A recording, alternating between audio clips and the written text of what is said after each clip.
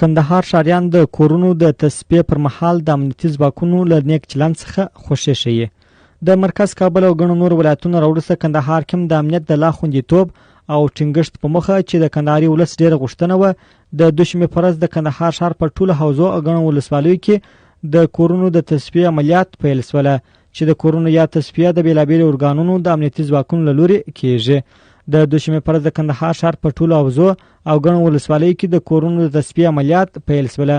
امنیتي مسؤلین دا یو مثبت ګام وباله او په خپلو خبرو کې د دې عملیاتو څخه یوازینۍ موخه د امنیت ټینګښت او خوندیتوب یاد کړ او په یاده برخه کې ټول امنیتي ځواکونو ته جدي سپارښتنه کړې تر څو د تلاشیو پر مهال له خلکو سره ښه چلند وکړي او همداراز له ټولو کندهاریانو څخه د زغم غوښتنه کړې.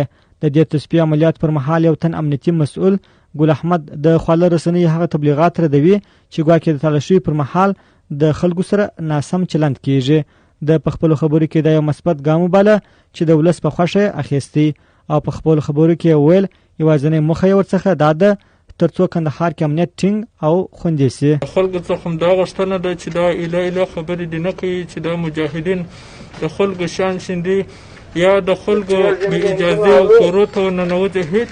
هیڅ مجاهد دا حق نه لري چې د چا کور ته بې اجازې ورننوځي. موږ اوله وارې ښځې ورننه کوو، ښځې ورننوځي، بیا د هغه اخوا ته نارینه راځي، د نارینه په اجازه سره کور ته دننه کېږو.